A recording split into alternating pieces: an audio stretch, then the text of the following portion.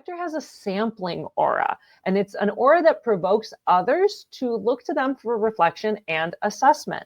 And their aura is like slippery. Think like Teflon, a nonstick pan, right? And they have the second most dense or solid aura right after the manifestor, which is just solid, right? The manifestor is solid and pushing through. The reflector is like slipping through.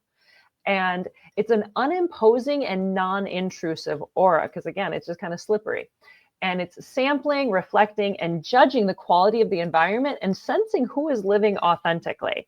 And they are effective as facilitators of group processes because they're going to see, they're here to reflect the group, the community. And you can tell the health of a group or a community by seeing how's that reflector acting. And if they're like super healthy and happy and positive and contributing and have this role, then like super good. That's the health of a community. If you start seeing a sick or an unwell or some kind of distorted frequency in your reflector, that's like canary in the coal mine of like, hey, the health of this community is not great. Something is off.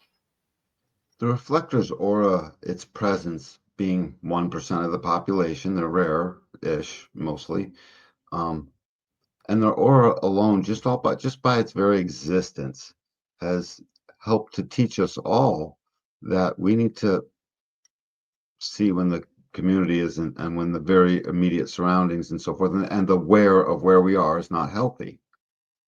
So we all get a chance to start to get that radar that says, oh, this might not be the best for us.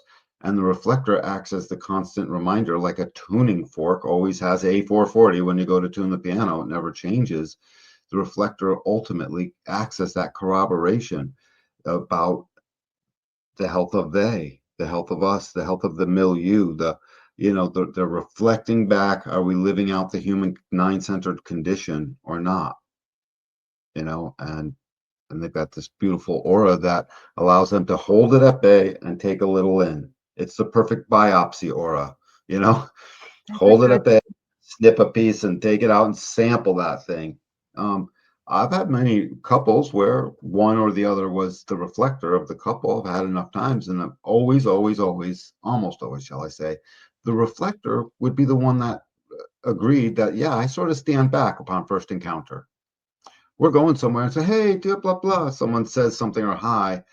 Suddenly the reflector will notice they're almost a step back from usually their generator husband or wife. That's be the more common thing. And that it's always that way. And it's just this unconscious just movement back because they've got to take a moment to sample. They're not ready right now. Call a reflector fickle at times. Their aura is holding them so that they can find the right energetic place to be for them to be themselves. So that aura is communicating that, and people might always be like, what is this little unicorn thing here? I think I like it. Oh, I'm not sure if I do. I think I like it. Maybe I don't know. They're the least easy to know what is it, in my opinion, anyways.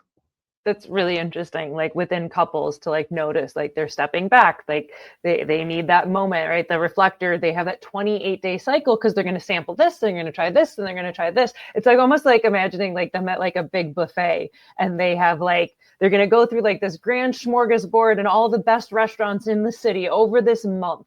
And so they're sampling this restaurant today and they're sampling this other restaurant tomorrow. And over this like 28-day cycle, they're going to try all the restaurants in their town and then be like, what was your favorite food? And they'll know. Yeah, it's just, to give another analogy of like how to work with that. It's like, if you only tried 3 restaurants, like what's your favorite restaurant in the city? It's like, I don't know. I've only tried 3 of them. But if you wait the entire like month-long process, then it's like, well, I tried all of these different things and now I have my clarity. You're making me want a piece of Pepe's pizza from New Haven for some reason. Well, I'm glad I've inspired you. Yeah. What else about the reflector? That sampleness of the aura guarantees. It just guarantees that they will take in stuff, and it does guarantee a certain amount of slipperiness against the other. Mm-hmm. So get used to that and realize that's their sensory way of literally pulling in data. Mm-hmm, mm-hmm. We all have it.